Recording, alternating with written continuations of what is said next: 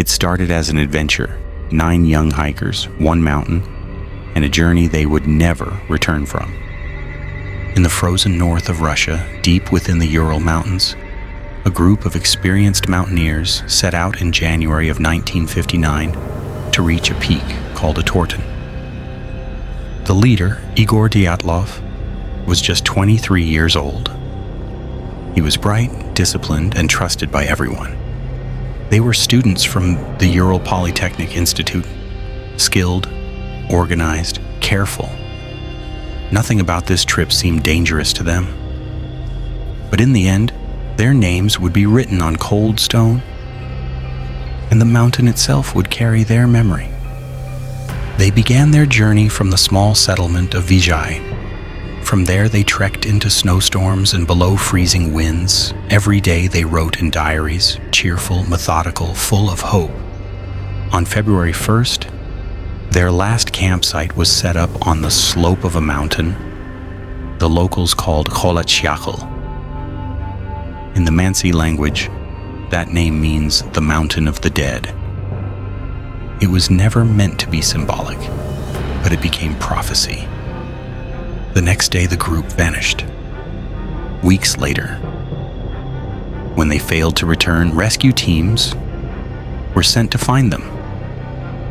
What they discovered is still one of the most haunting, unsolved mysteries in modern history. The tent was found first. It stood half buried in snow, slashed open from the inside. Inside, their belongings were neatly arranged. Shoes, coats, food, everything in place, except the people. Bare footprints led down the slope toward the forest, scattered like they'd been running. Some in socks, some barefoot, some only wearing underwear. A few hundred meters away, under a cedar tree, 2 bodies were found beside the remnants of a small fire. Their hands burned, their skin covered in frost.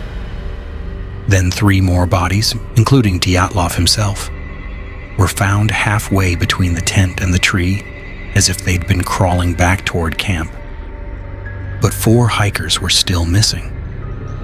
They weren't found until 2 months later, buried deep in a ravine, under several feet of snow. What investigators found there made no sense. One woman's tongue was missing, another's eyes were gone. Their skulls and ribs were fractured, not as if from a fight or a fall, but as though hit by tremendous invisible force. Forensic experts said the internal damage was equivalent to a car crash, but there were no external wounds. And the snow around them carried high levels of radiation. Investigators were baffled. The tent showed no sign of struggle. There were no footprints from anyone outside the group. And yet, something had driven 9 trained mountaineers into sub-zero winds, with no clothes, no shoes, no chance. One official report noted the deaths were caused by an unknown, compelling force. That was the conclusion. Nothing more. No explanation, no resolution. Theories poured in. Some said the hikers panicked after a small avalanche, that they cut open the tent to escape, got lost in the snow and froze. But there were no avalanche signs.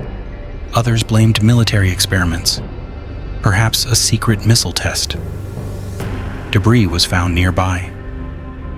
Locals reported strange orange orbs in the sky that night. A surviving note in one of the hikers' diaries read, "We now know snowmen exist."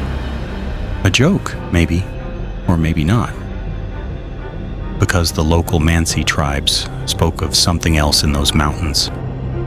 The Menk, a tall, silent creature that walks on the snow, unseen until it's too late. In one of their final photos, a figure appears between the trees. Human, maybe, but distorted, blurred, too large for the distance. Some of the hikers' diaries remain chillingly calm. Zina Kolmogorova wrote, "We are having a wonderful time, cold but happy." That was the last sentence she ever wrote. Yuri Doroshenko's hands were burned down to the bone, as if he had tried to climb the cedar tree in panic, or to see something above the forest line. Igor Dyatlov had a crushed skull, but no external trauma.